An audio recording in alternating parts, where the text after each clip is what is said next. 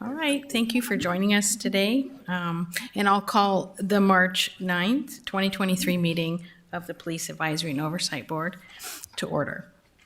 So let's begin with an introduction of commission members. Tanya Graywind. Dave Hoganson. Joanna Johnson. Todd Spellberg. Conrad Thomas. Lucretia King. All right. And, all right. So the next item is to approve the agenda. Can I get a motion to approve the agenda? I make a motion. I second it. All right. Those in favor of the agenda, say aye. Aye. Okay. No opposed. The next item is to approve the minutes of the February 9th, 2020. I motion to approve the minutes. Okay. Okay. All those in favor? Aye. Aye. Okay, opposed? Same sign, no? Okay. The next item is public comment. Those who wish to address the Police Advisory and Oversight Board must use a sign-in sheet. Speakers must state their name and are limited to 3 minutes. Again, comments should not contain any profanity or personal attacks. Do we have anyone signed up? Yes, Madam Chair, we have 3. Our first on the list is Mr. Christopher Cohen. Thank you.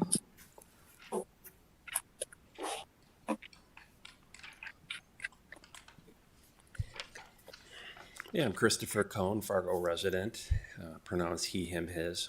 And in light of the lethal shooting of Shane Netterville last July 8th, and the claim that he suffered from PTSD, and therefore might not have been able to respond to shouted commands with multiple guns pointed at him.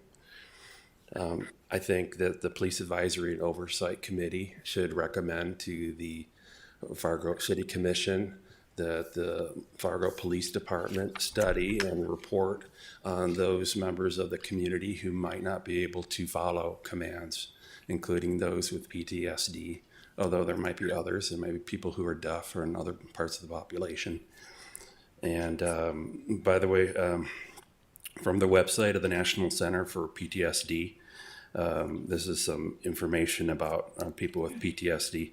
And under intrusive symptoms often involve internal thoughts or feelings that will not be obvious to police officers. A person is overly reactive, not because he or she is being resistant or aggressive, but because he or she is having a flashback.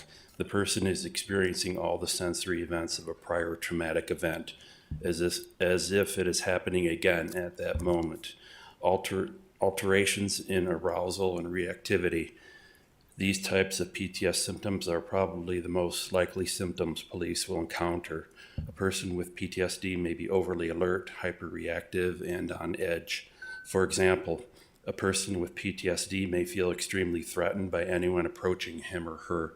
A person with PTSD may feel easily threatened. I'd also like to comment on the meeting from a couple months ago where the city attorney was recommending, giving her advice about you possibly asking the city commission to request an independent investigation. Now, she did say that there's already been an independent investigation, and that included the BCI having done an investigation. That's a police organization. Okay, police always protect police. It's a part of the blue code. So that I do not consider that to be an independent investigation. In almost every case you'll find in all across the country, these police organizations will protect local police organizations. Also, she said she doesn't know if these independent groups will be impartial or so forth. Well, she knows that they're, in layman's terms, that she could just as easily have said she doesn't know if they'll be highly fair. She's just saying she's ignorant about whether anything about them. So she's not claiming that they won't be fair. Thank you. Thank you. Next on the list is Mr. Brian Glaske.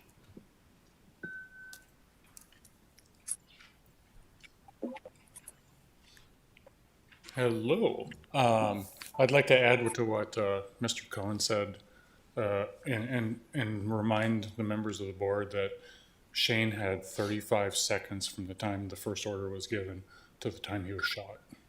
It's not a lot of time. I mean, 3 minutes is not a lot of time. So I really think that there is something, I think members of the community are getting a little impatient with what this board is doing or not doing related to providing advice and oversight to the Fargo PD, and we're hoping that you can start engaging and providing recommendations to the police at some point here. Thank you. Thank you. Last is Mr. Conrad Olson. Okay. He declines.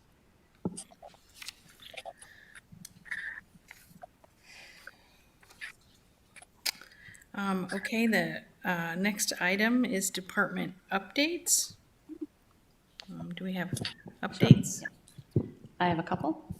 So,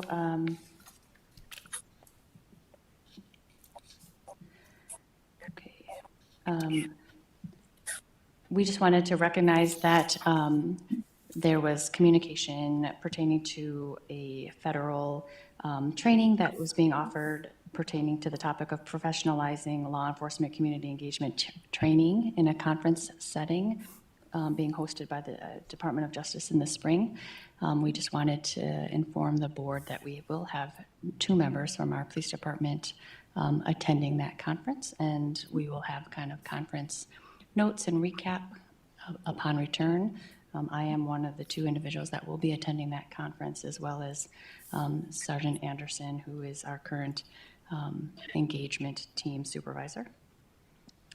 The chief wanted me to make sure to let you know that we are still waiting for an update from the Technical Assistance Center from the COPS office, the Collaborative Reform Initiative. Their office has made us aware that they are still working on our request for that technical assistance, but no specific timeline has been provided to us. As soon as any update were to come in from the organization, we would be letting you and making you aware of that.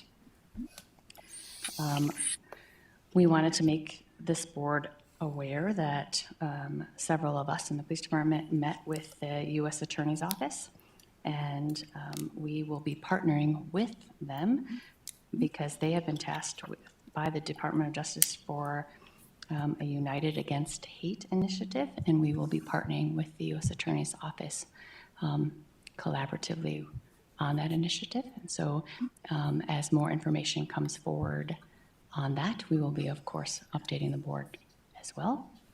We just had our initial kind of introductory meeting and discussing the agreement for the collaboration, and then we will move forward to determine what that will look like, and we will give an update at a future time.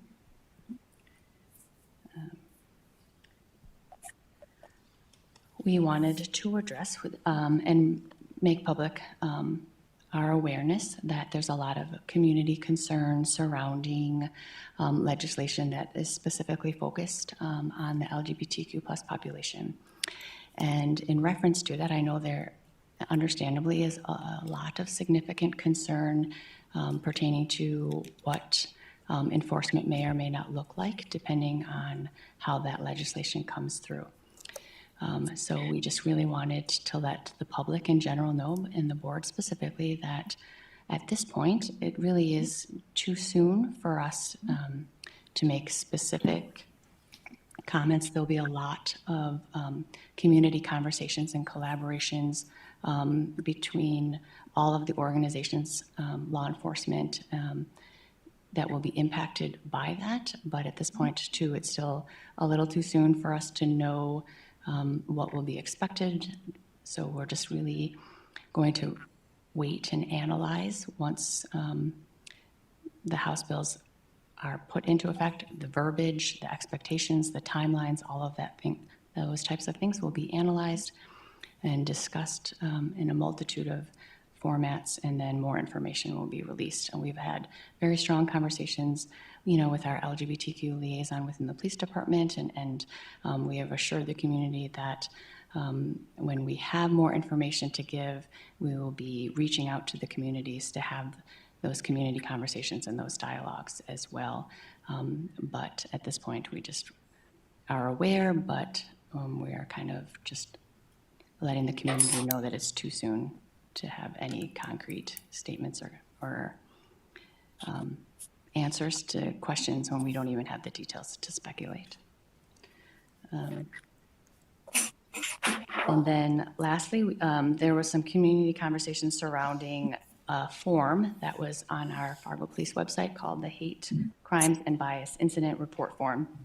And an inaccuracy or a lack of a box and those kinds of things were brought to our attention. But we're kind of more of a larger update. We wanted to make you and the community aware that the actual form itself is actually coming down off of our website. And here's a multitude of reasons why, and we wanted to explain that to be very transparent. One, we analyzed and researched in the last 4 years alone, the form was only filled out and turned in once in the last 4 years. And so also over the last several years, not only the police department, but city ordinance and those types of things and additional resources throughout the community have developed and changed. And so we wanted to move away from one person who works one 40-hour week being the point of contact for a form so significant such as this. And so we will be actually taking the form down, but updating the website so that it is very clear that if you feel that you are a victim of a crime, specifically a hate crime, that we're still asking you to contact dispatch and have an officer come in the immediacy to respond and document through a police report, and that not have to wait for a form to be received and processed and then assigned out and those kinds of things. We will also be documenting additional information that if you just needed information pertaining to resources and services and you needed any specific direction, we also would make our contact information for our engagement team, but also we have an LGBTQ plus liaison officer, we have a cultural diversity liaison officer who works also with our Native American population as well. And so all of that information will be more clearly articulated and updated on our website as well. So I have a question. Yes, sir. If we boil that all down, am I hearing that the form will become irrelevant in reporting an incident like No. that will happen on the web, on a web page now? Hate crime will not become irrelevant. No, the form. The form, yes, is Okay. going away. And because there were some complexities with the verbiage on the form with it. So just really the frame, like incident report form articulates and can often, it's more like verbiage technicalities too. And so we want to make sure that we are articulating clear and meeting the expectations of the community members on what they need. And so if they for sure feel that they are a victim of a crime, we want to make sure that it is being documented accurately and appropriately through a criminal report and not on like an incident form. But if they have questions or concerns about a situation and they would like specific access to our cultural liaison officer or our LGBTQ liaison officer, then that information will be there. And so situations, access to education, resources, services, someone to process a situation, those services will still be offered. So if I feel like I've been victimized, I would no longer use that form to report that. How would I do that then? So then we would just ask you, like you're reporting any crime, that you would contact either 911 or our non-emergency dispatch number, and we would send an officer to you or you can make arrangements to come to the station or one of our substations so that we can, in the moment, speak to that individual and make sure that we get all of the details that are appropriate and we can process and handle all of the secondary steps appropriately and in a very timely manner. And then the police report itself would move forward so that we have appropriate data and reporting for hate crimes. I have a question regarding sir. this DOJ United Hate Initiative. Was this instigated by the DOJ, or was it a collaborative meeting which said this is something that is needed nationally? Or do you have any more specifics regarding the creation of this collaboration? So the U.S. Attorney's Office is the one, I believe, that all of the attorney's offices, I know we have a collaborative relationship with members.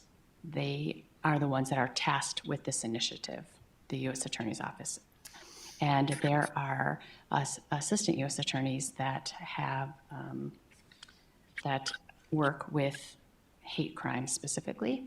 And so they reached out to us and kind of educated us about the initiative that they have been tasked with. And so through that conversation and that meeting, they thought it was appropriate, and we agreed that we would assist and collaborate in any way necessary to help their initiative, their education, and their resources to be advertised and as successful as possible. So the initiative is theirs, and we just want to see it or assist with it becoming successful, and so we will partner with them in whatever ways that they need from us. Did that answer your question, sir? You did, but I'm also thinking in terms of especially when you're dealing with hate types of crimes or discussions. I'm trying to see how do a person like myself or the citizens who are sitting in this room, how would their voices and opinions also be considered when discussing these types of topics? It is very likely, but I cannot make any promises, that the members of the U.S. Attorney's Office will likely host future listening sessions. So I think every U.S. Attorney's Office, I don't know if the initiative is clearly defined on with expectations or requirements. They just kind of are encouraging them to do something. And so I believe that they were kind of information gathering from us on and recommendations, individuals to contact community members, like programming what we have done, services that have worked, things that have not worked, and then they took all of that data mining that they're in the process of doing, and they're going to take that back and then probably develop essentially a game plan of how they want to move forward, and whatever they decide upon, we have made them aware that we would support and assist them in any way possible.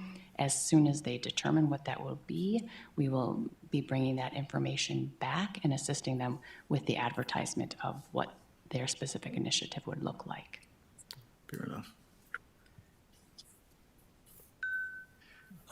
I've got a question on the pending legislation. And Yes. I think you're aware that the city commission came out and passed a motion in opposition to any legislation that marginalizes at-risk community members, specifically transgender folks. Yes, And sir. I was wondering, has there been, or will there be, or can you comment on any discussions that the PD's had internally in terms of, I don't know, if the viability of these laws, or it seems to me there could be some enforcement challenges that would be. There was a statement made at the city commission meeting that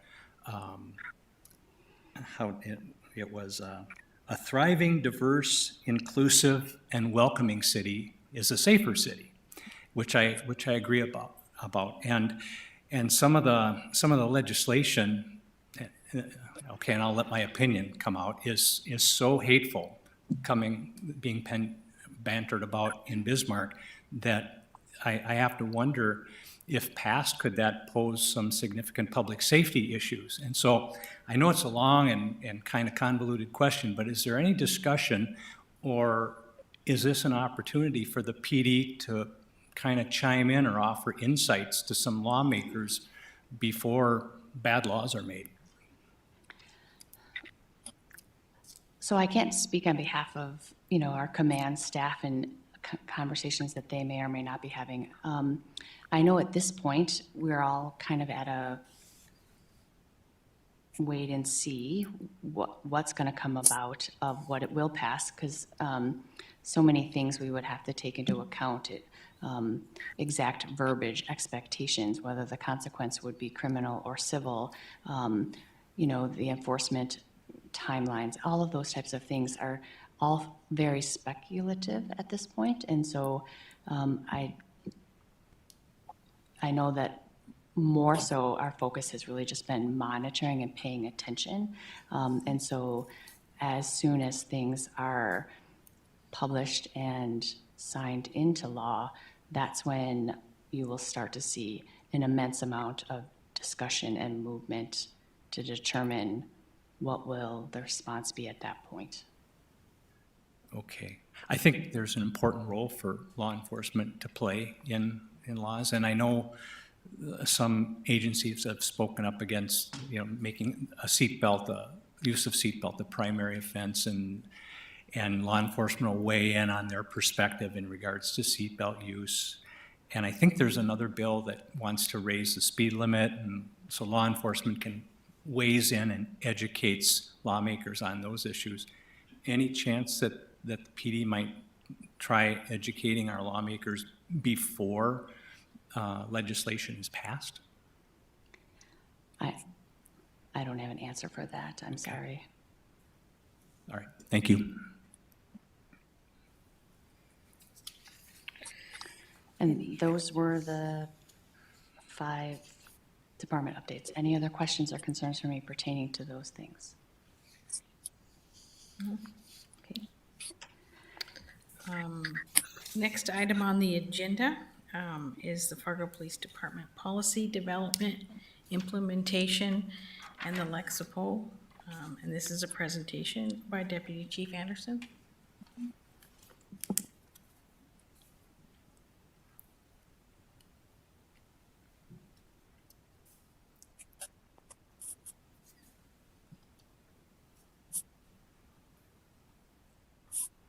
Evening. Thank you for allowing me to come before you today and explain how the police department implements and develops our policy. I think it's important to kind of understand where we've come from in order to realize where we're, understand where we're at today. So a little historical perspective, I can only go back to 1997 because that's when I started under 3 or 4 chiefs administrations ago. So in 1997, policy was developed by the chief of police or their designee, using various methods, best practices, International Association of Chiefs of Police, best practices. Under Chief Magnus, he was a member of PERF, Police Executive Research Forum, so those references were used. We also use case law decision, United States Supreme Court, the U.S. 8th Circuit, North Dakota Supreme Court, also North Dakota legislative decisions. However, technology's improved vastly. Back in '97, when legislative changes were made and adopted,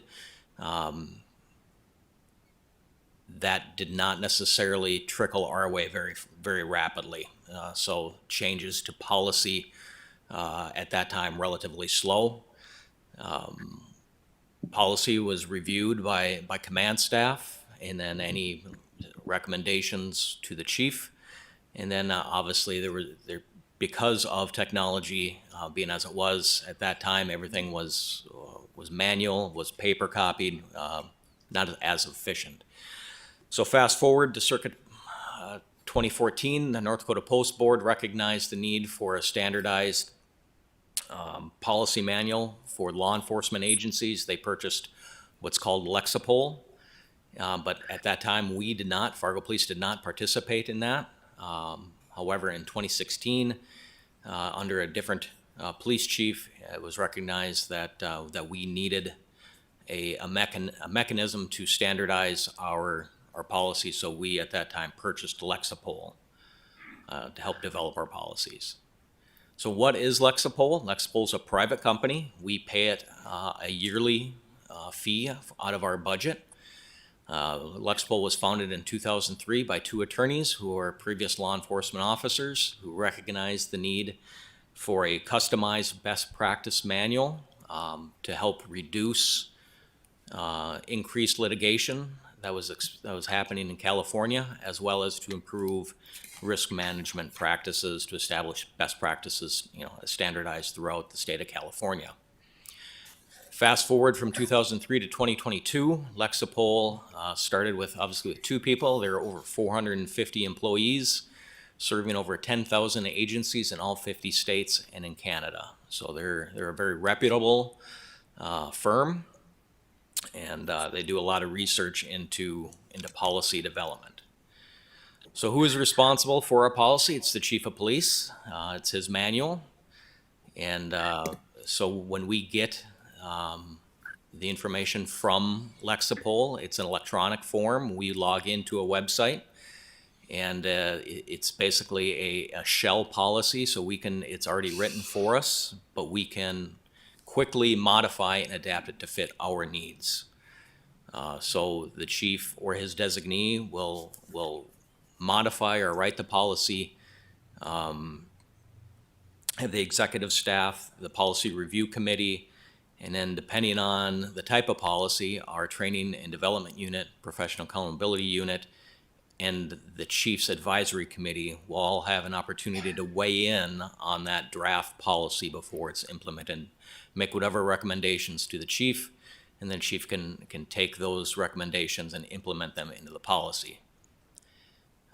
We've also externally have offered policy to be reviewed by various civilians, as well as the city attorney before some of those policies have been reviewed. So I believe the use of force policy has been reviewed by civilians and that input as well. So there's a number of policies that we consider essential policies or high liability policies, and those are highlighted in yellow, such as missing persons, employee speech, mental illness, use of force to include conducted energy weapons, special impact weapons, firearms, our pursuit policy, officer-involved shooting policy, code of conduct, and our bias-based police. And those are all what we consider essential or high liability policies. As I mentioned, officers are given an account. An account is created so they can log into a web-based system that only we have access to. Lexipol also has an app, a phone app, so officers can immediately access the policies in the field and refer to those. The policies, as I mentioned, they're reviewed, they're updated and modified to best fit the Fargo Police. There's some flexibility that Lexipol gives us.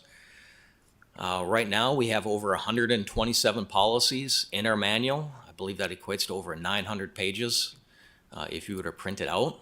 And it's broken down into various chapters, as you could see here.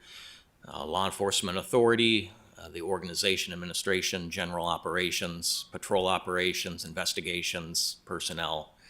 Those are, it's a pretty comprehensive manual considering what the legacy policies used to look like. I would estimate that it was well under half of what we currently have now as far as policies. So our policy manual is very robust. It also allows the chief the ability to implement policy directives. So as things are developed, situations are either addressed in the field or come up through a complaint process, the chief has the flexibility to issue a policy directive that allows him to rapidly enhance or clarify policy. And then we can go in and update that respective policy at a later time. Lexipol continually provides updates to their policies. So we would get a notice, pretty much a flag, if you will, in the website that would allow us to look at what the policy has been flagged for an update, and we can look at what those updates are. Typically, when we receive an update, it is due to a legislative change or a U.S. Supreme Court change or a North Dakota legislative change, and we get notified very rapidly when those things happen. Excuse me. So understanding policy intent. Throughout the policy, you will see, or officers and employees see shall, will, should, or may. Understanding what shall and will means, that does not give the officers the discretion to deviate from whatever that topic is. So the officers will do what policy says. Should is that it is a shall with a logical or a reason why that they didn't follow the policy, and may is discretionary. We cannot write policy to cover every scenario that an officer may experience on the street. If that were to happen, the policy manual would be considerably larger than what it is, and it would really defeat the purpose of what the policy manual is designed to do, which is to guide officers and employees in their decision making. So how it's incorporated or implemented: new employees and our sworn staff are given access to Lexipol. Civilian staff, civilian supervisors, they cover the applicable policies during their initial training, and then follow-up or ongoing process. So our civilian staff do not have nearly the robust policy or the amount of policies to go over as our sworn staff. The policy manual is really designed for the sworn staff. However, we do have a number of policies that specifically relate to our records staff in particular, how we do release of information and records management. As far as our sworn staff, they receive policy orientation at the academy, as well as in the PTO training, and after that it's reoccurring policy review at briefings, as well as daily training bulletins, which I'll cover in a little bit. Next slide. So a daily training bulletin is it's a written scenario. We get roughly 25 to 30 in the course of a month. The officers are presented with a scenario along with the manual or policy that it's covering. They get an analysis of what the policy is intended to cover, and then they have to answer a question in regards to that scenario. So officers can receive training hours. Last year, and specifically, I received 7 hours of North Dakota Post credit towards my license by taking these daily training bulletins, which keeps officers refreshed on the various topics that are covered in the policy manual. Our policy manual for transparency is located on our website. That is, I realize it may not be the best screenshot, but that is the front page of our police department website. The policy manual is a quick link, and the public can click on it, and the majority of our policies are on there. We're continuing to work with our communications team to upload all of our policies onto the website, but North Dakota is open record, so our policies are not protected. They are subject to open record release. We're not trying to hide anything, so if anyone wants a copy of our policy that is not readily available on the website, we will be more than happy to provide anyone with a copy of whatever policy that they're requesting. Lexipol allows us the flexibility to add policies that may not be in their core manual. So for example, when we adopted Lexipol in 2016, there was not a line of duty death policy. So when an officer killed in the line of duty, that policy was not in the manual. So we had example policy, we loaded it into the policy, and unfortunately, once I was able to get it into policy, Lexipol released their line of duty death policy. So new legislation, so in 2019, We did not have a medical marijuana policy. Lexipol, once the legislation was approved for medical marijuana, released a medical marijuana policy for the state of North Dakota for law enforcement agencies. Technology is always improving, so I would consider that we will receive updates to policy manual, any different number of technology improvements. Facial recognition seems to be a hot topic across country. We do not have facial recognition system within the city of Fargo, so we don't have it, but I suspect at some point Lexipol would probably release a policy regarding facial recognition best practices. We also have an SOP, a standard operating procedure manual. So that will that supplements our policy manual. So that's really the kind of the how-to, gives officers, employees the procedural process of this is how we do certain tasks. Those are laid out within the policy manual or within the procedural manual, and that's an ever-developing manual as well. That one pretty much comes as a blank shell. We develop the policy or the procedures based off of our procedures. So that too is accessible on their cell phones, on their apps as well, so they can review that at any time. Since this current administration, since 2020, we've updated at least 27 policies, and we are updating more.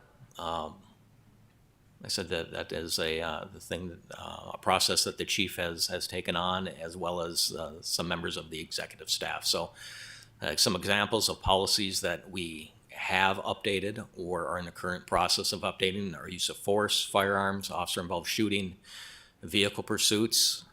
We are currently in the process of purchasing a pursuit simulator, which will come within the next few weeks, which will allow officers to practice and conduct as realistic pursuit training as possible. The state of North Dakota does not have a really good practice pursuit site, especially anything that's close. So pursuit is a high liability area, and so using the simulator in conjunction with updating the policy will help our officers understand the parameters of pursuits and understanding the liabilities and the communication needs that are associated with conducting a pursuit. We've also updated a number of other policies. So that concludes really in a kind of 10,000-foot view of how we develop policies. Does the board have any questions at this time? Officer, I do have a question. You mentioned that Lexipol's policy is to reduce liability. And would you say it's not to maybe help develop those policies which helps to restrain the officer's discretion when they're encountering certain situations? Well, that's where the shall, should, will, and may come into play. So there's a number of, like I said, there's 127 policies. A vast majority of them have that type of verbiage where officers are given guidance to say that they will do something, or they shall do something, or they should. So, like I said, it's an umbrella. It's a guide for officers. Policy is also it's risk management, and it's designed to reduce liability for the department as well as the city. There's any number of reasons why it's important to have a thorough and comprehensive policy manual. And your training is based around shells and wills and basically those types of decisions and Correct. And being graded on why they made those certain choices. Right. So one thing I didn't cover as far as how we disseminate the policy. So once the chief is ready to publish a policy, he publishes it and gives the officers, the department an implementation date, which is usually about a week ahead of time. So our sergeants, lieutenants, our command staff will meet with their work groups, go over the policy, field questions from officers, provide if they can't provide the answer, they'll get the answer, so we can provide that back to the officer so that there's a clear understanding of what that policy means. So as far as like training on something, some of the policies you can't necessarily like train on, so like use of force, we have defensive tactics, firearms, we have shooting, range qualifications, pursuit, we can have, we have EVOC, evasive vehicle operations. So we do train to some of those things, and we educate the officers participating in those training. We do a policy review when those trainings happen as well. So we're constantly reinforcing some of the training. Either that's, like I said, that's either through briefings or when we conduct training, or officers or sergeants do it at any various number of times throughout the year. Okay. May I ask a question on the daily training? You said that they have the ability to answer a question every day pertaining to the policy. So is that something that's required, or is it just something that's encouraged? It is required. I didn't mention, it's an auditable, we can audit. So every officer up to, even including myself, I take daily training bulletins. And so I can run an audit, lieutenants and above for their work groups, they can run an audit to see how their officers are taking the daily training bulletins. So if an officer is not taking the bulletins, we can approach that officer, and because it is very clear that it is an expectation that we are to complete those daily training bulletins. And then obviously we provide feedback either through counseling as to figure out why the officer may be derelict on completion. And a lot of times, when officers are on vacation, when they take a week, 2 weeks off, they will fall behind. But once they get back to work, giving them a reminder that they need to complete the bulletins. Like I said, they can do it on their cell phone, and then we can track that. So are those like auto-graded, or is it something that the supervisors will go in and provide feedback for that officer? So our neighborhood services, so our patrol staff, so there's any number of times that they'll cover DTBs at briefing. So they'll pull it up and go through some of those and have an interactive discussion over the DTBs in the briefing environment. So there can be a discussion about it. And there's oftentimes where officers will find an error in a DTB because maybe we didn't, when it comes as it matches what the policy, the blank policy, I wouldn't say blank, but the original policy. So if we do an edit to policy and we don't edit the DTB to match policy, it might conflict. So there's times when officers have found it, which is a good thing, because then we know that they're reviewing the DTBs and saying there's either an issue with the policy, how it reads, or there's an issue with the DTB that the DTB doesn't necessarily reflect what the policy is. So that gives us a go in, and then we can make those changes and make sure that the DTBs are correct. Thank you. You're welcome. How long are they? Do they take like 2-3 minutes to do, or how long are they? I think depending on the officer, they can, if we release them on a monthly basis, so we release 25 to 30 at a time. I think an officer could probably sit down and take 15 minutes to complete all 30.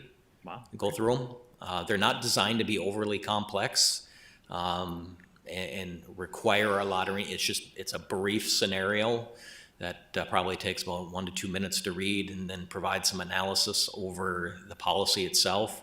And then they click through a series of steps, and then they get to the question portion of it, where they have to answer their question correctly in order to pass the DTB. Sure. I'm glad Tanya asked, because I was curious too, like if they're out sick or on vacation and they miss them, they can go back in and get them covered. Yeah, they don't go away. So they're there when they come back. So if we have we have officers on a military leave that they're accumulating DTBs right now. So when they get back, They're they will be welcomed when expected. they get back. Yes. Yes. Yeah. So with that right answer, is that a multiple choice or is that a essay question? What are we looking for here? it's Because I think typically you a- get a better idea of the officer thought process through an essay rather than It's letter typically A. a multiple choice. Okay. I don't recall ever seeing an essay or a fill in the blank type question. It's a series of 4 or 5 multiple choice options.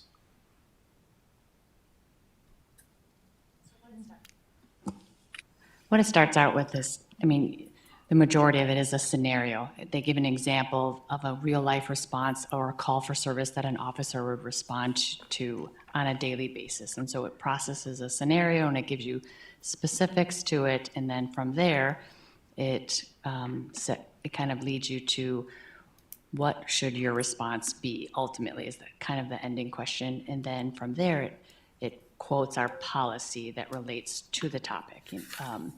And then once you analyze the scenario and our policy that pertains to that situation, it ends up with the question, okay, so in this specific situation, the officer should remember what, or should do this, or what can we do, or what can we not do, or who do we need to notify, or what are our next steps? And the questions like that vary. And then, like he said, it's a multiple choice.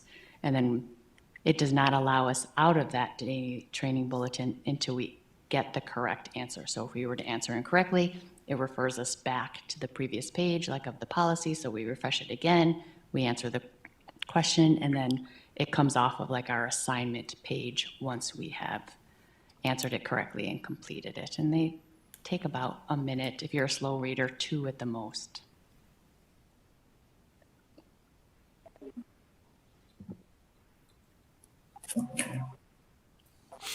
One I have a question. Sorry, Go ahead, Lakeisha. Lucretia.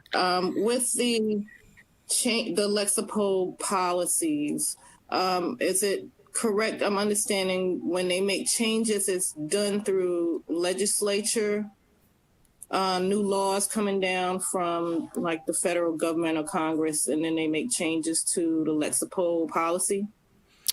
Yeah, so they have a number of employees who are watching, more specifically North Dakota legislative type laws, but they do watch federal law as well as Supreme Court and Eighth Circuit decisions.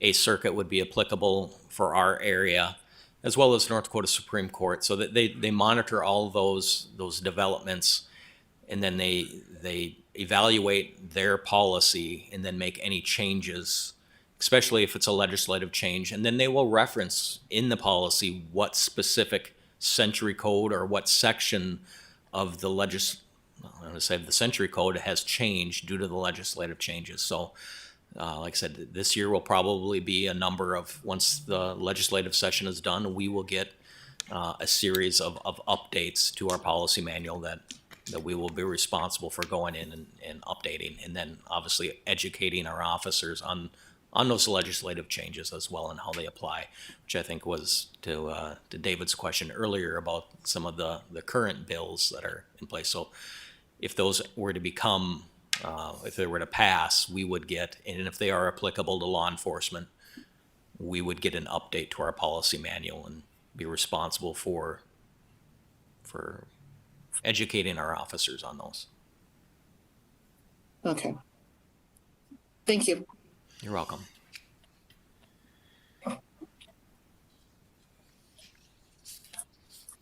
If there's no further questions, I appreciate the opportunity to stand before you and kind of give you an update on where we're at with how we develop our policy. Yeah. If you have any future questions, please feel to reach out to Christy or the chief, and we'll be more than happy to get you the answer. Thank you. Thank you. With the pursuit simulator, is that something we'll be able to see? I would suggest, I'm going to guess that you're going to probably be able to participate in Awesome. Okay, it. perfect. So, Thank you. Yes. So in a general sense to that type of thing, so that kind of leads us into the next schedule.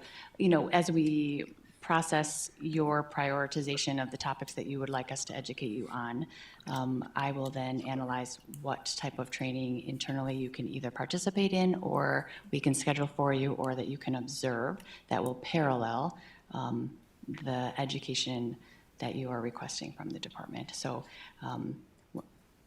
at one point, when we prepare you to learn about our emergency vehicle operations training and the upcoming pursuit policies and those types of things, we would of course parallel that with observing and likely participating in that in our new forthcoming simulator. So.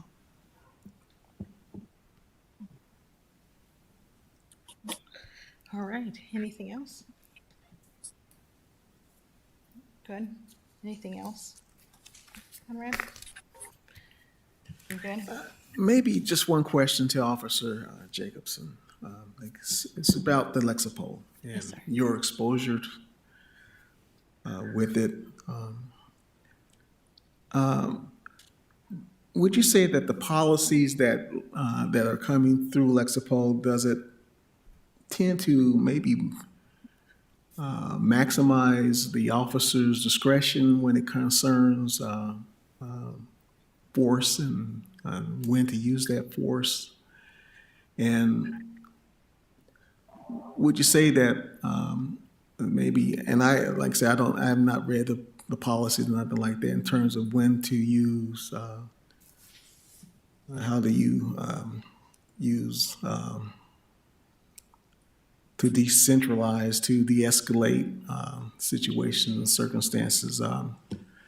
So that's one of the questions. I'm like I said, I'm not familiar with this Lexapol, but obviously, if the policy is basically just to reduce liability concerns, to me that's somewhat dehumanizing, because it should be there to address how to make policing more humane and looking at people as fellow citizens, and not just an object by which you're basically dictating police policies to.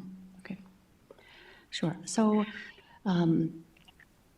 I look at the policy as a really good set of boundaries and guidelines and expectations that best practices across the nation and then through our state and through law enforcement agencies has really, it guides the officer with very clear and concise expectations. And so when it comes to, when you talk about something such as use of force, and it is our goal in a future meeting to essentially just train you about our use of force policy. We will go over it. We will discuss how we process those types of things.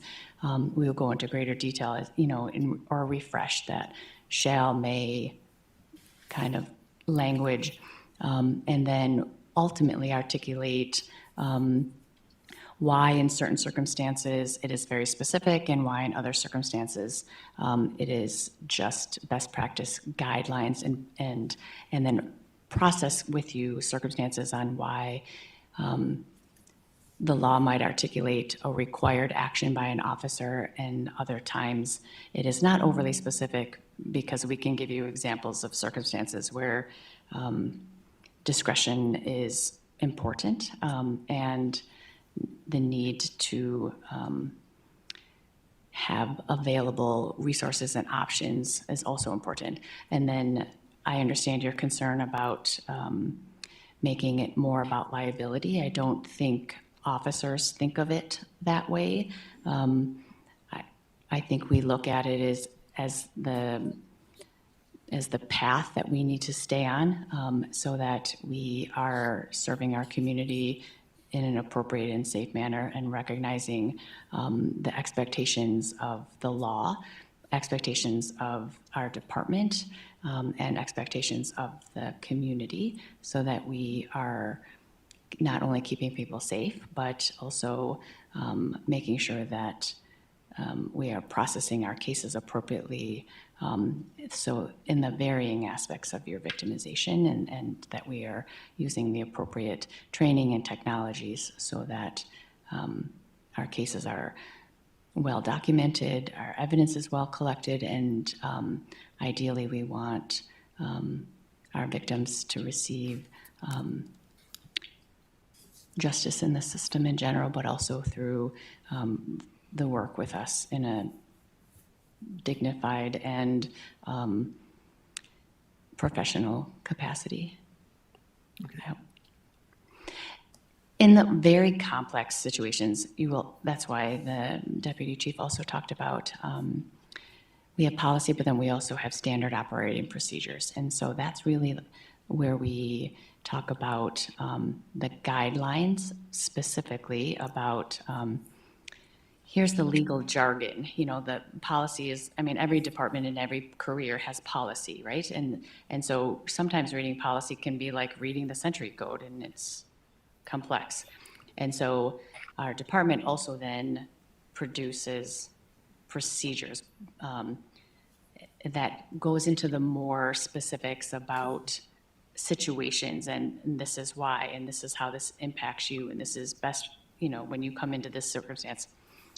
One of the ones that comes to my mind the most is we spent a lot of time over the last 6 months updating our law because we had significant century code change pertaining to juvenile law and juvenile procedures and how they were termed and coded in century code, and the development of new terms such as children in need of services versus children in need of protection, and how certain things that were previous in law have been decriminalized. And so we had to update policy to accurately reflect terminology and decriminalization and those types of things. But then in our procedural manner, it says, okay, so if you're responding to this type of a call, this is what you would do. So previously, for example, unruly was a criminal offense for a juvenile, and that has been decriminalized. And so then we articulate, okay,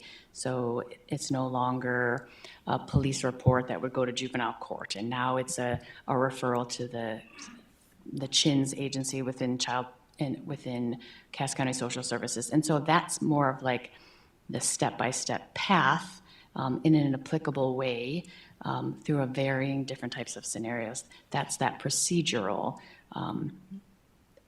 That's far more applicable. And so for our very common and complex policies, there's a procedural manual type that's going to go hand in hand with it so that we are putting the official legal jargon into really applicable terms and discussions.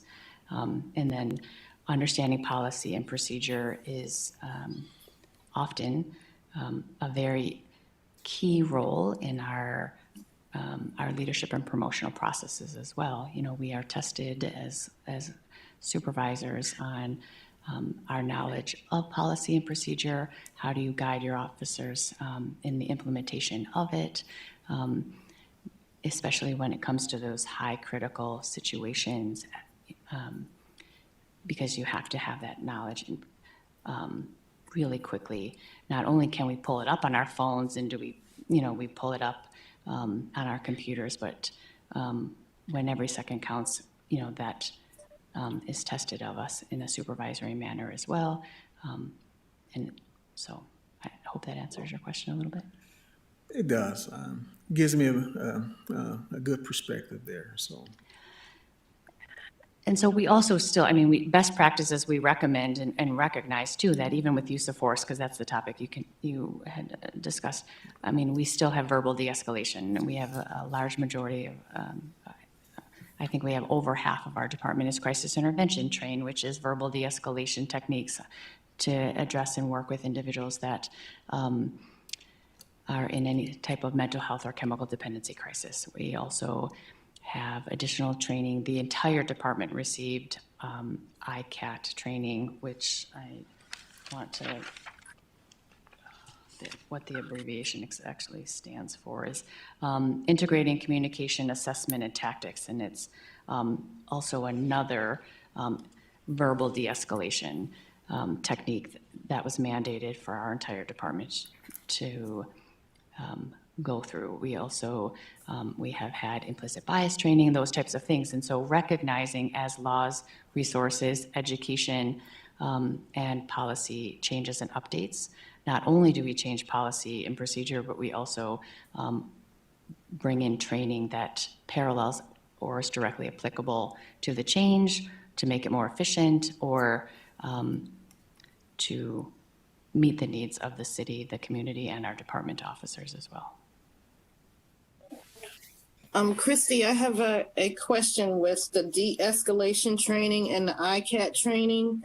Is that listed as a shall, will, should, or may also? ICAT training is a skill that is trained to the officers so that when they are responding to a variety of circumstances, they have more tools in their toolbox on how to respond to verbally de-escalate a crisis situation. So that doesn't necessarily, I don't think, cross over into what you're asking about a policy of shall or will. This is a training tool that's implemented for officers that we equip them with to make them more efficient in their interactions with the public. Does that make sense? Yeah.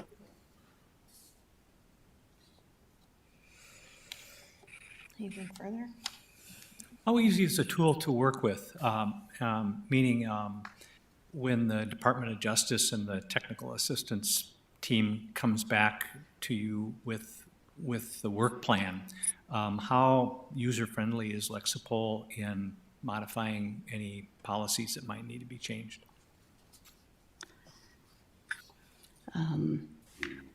Yeah, that's way above me. Deputy Chief will let him answer that. Extremely easy.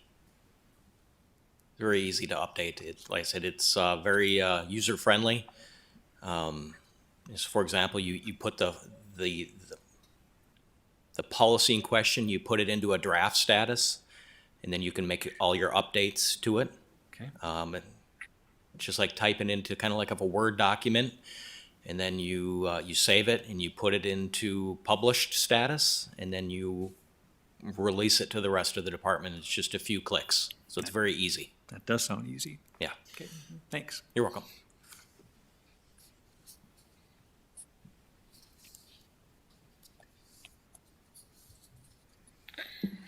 All right. Our department is also very good about, we create little tidbit, kind of like our own internal public service announcements or trainings internally, so that when a new policy or procedure that may be complex, we often create these videos that all officers receive during their briefings, and then it is also placed on our computer system so that we can refer back to it as a really user-friendly refresher for those updates and changes. It's been very helpful for us when our training team implemented the collaboration with some of our city videographers so that we have far more accessible resources to access that information because, like you said, our manual is 900 pages, and so when things are changed or updated, we want to make sure that it is in a clear and concise way. And then the expectations for its implementation is also very clear and concise. And then at the same time, we often do like roundtable discussions, and we will have scenario-based conversations. So how would you implement it in this situation? Or if these 2 or 3 even small details of the situation change, how would your response change? Or would it change? And why would it change? And would you do something differently? And why? And so we process a lot of that so that we can clearly know, especially as supervisors, that your officers are getting it because they're having that dialogue and they understand that implementation.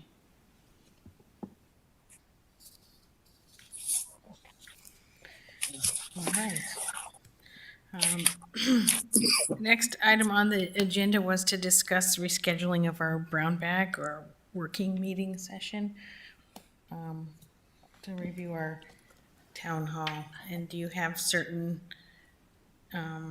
dates? Yes, Madam Chair. I checked with the chief, knowing that he was not going to be available for tonight's meeting, and so he was hoping we could schedule our rescheduled working meeting to either, we've keeping it with a Wednesday at your requests in the past, of that being the date that works the most for everybody, Wednesday, March 29th, or Wednesday, April 5th, and that would allow us to again attempt to process and prioritize all of the information that was given to you at the listening session, so that we can create essentially kind of goals, likely, and prioritizations of education and things that you would like to receive.